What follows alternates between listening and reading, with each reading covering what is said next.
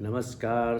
चलिए आज का वीडियो चालू करते हैं। किसी ने मुझे टेक्स्ट किया कि भाई हमने तो डीमेट अकाउंट तो हमारे पास है, अब शेयर कौन सा लें, कैसे शेयर खरीदें, कौन सा शेयर खरीदें। तो देखिए, शेयर खरीदने के पहले उस शेयर का फंडामेंटली अच्छा होना बहुत ज़रूरी है। शेयर का फंडामेंटली अच्छा होने का मतलब है उस कंपनी का फंडामेंटली वो कंपनी स्ट्रॉन्ग होनी चाहिए। फंडामेंटली कोई भी कंपनी स्ट्रॉन्ग होने के लिए कुछ पैरामीटर्स है। फंडामेंटली स्ट्रॉन्ग होने के लिए काफ़ी पैरामीटर्स है, कुछ इंडिकेटर है, कुछ रेशियोज़ है, वो सब थोड़ी सी टेक्निकल चीज़ें हैं। वो आपको मान लीजिए कंपनी के बैलेंस शीट पढ़ेंगे या करेंगे, उसमें पता चलेगा। मोटे तौर पे मैं आपको समझा देता हूँ।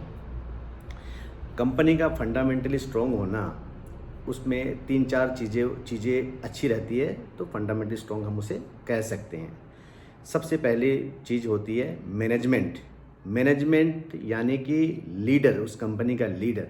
वो लीडर मैनेजमेंट का माने टेक्निकली साउंड होना, अच्छी स्किल्ड उसमें रहना, मैनेजमेंट का उस कंपनी को लेके पॉजिटिव रहना, मैनेजमेंट का उस कंपनी के प्रति प्रॉफिट बनाना, मैनेजमेंट का उस कंपनी को लेके फ्यूचर एक्सपांसन को लेके आगे तक उस कंपनी के बारे में सोचना, उस कंपनी को लंबे समय तक लेके जाने का, ये सारी चीज़ें उस मैनेजमेंट में होनी चाहिए।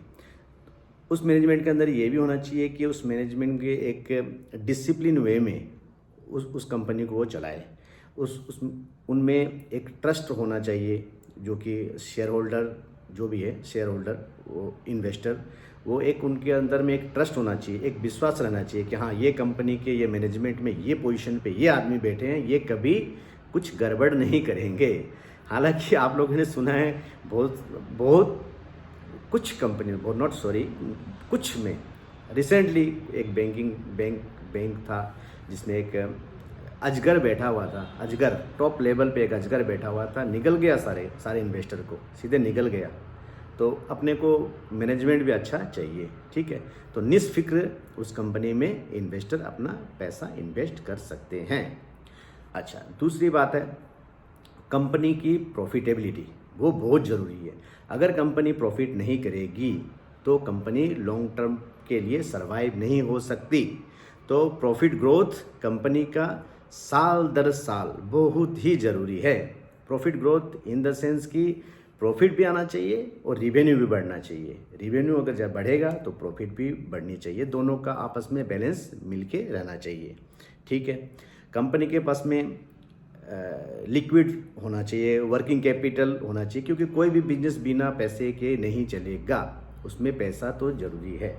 तो इसीलिए working capital, cash flow, liquid money वो कंपनी के पास में होनी चाहिए।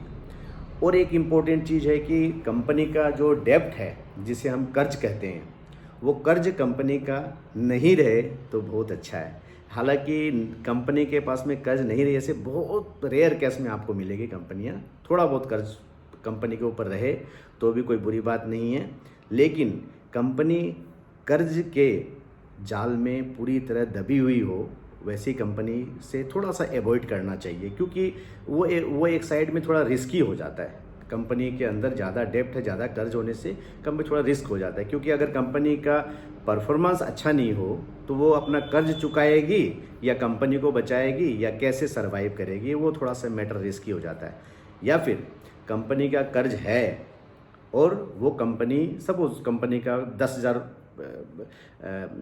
करोड़ का कर्ज है, बड़ा अमाउंट बोल दिया मैं, 10,000 करोड़ का कर्ज है, तो नेक्स्ट ईयर में वो 9,000 करोड़ होना चाहिए। उसके बाद उसके आगे साल उसका 8,000 करोड़ होना चाहिए, उसके आगे साल उसका 7,000, 6,000, ऐसे ऐसे करके कर्ज घटना चाहिए।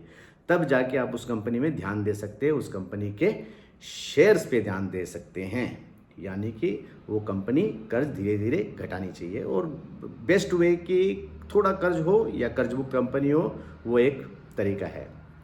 तो ये 3-4 चीज़ें आप मोटे मोटे तौर पे अगर देख लोगे तो मेरे ख्याल से आप शेयर नहीं ले रहे हो ना उस कंपनी कंपनी का एक हिस्सा ले रहे हो तो कंपनी ओवरऑल अच्छी होनी चाहिए। इसीलिए आप कभी भी कोई शेयर ले तो ये चार पांच जो चीज़ें मैंने बताई है मोटे मोटे तौर पे ये ध्यान दें, और जब धीरे धीरे आप बारीकी से चीज़ों को समझने लगे तो फिर उनके रेशियोज़ है और जो टेक्निकल जो चीज़ें मैंने पहले बताई है वो सब में धीरे धीरे आप जान सकते हैं। मोटे तौर पे ये चीज़ आपको देखना पड़ेगा, ठीक है ना।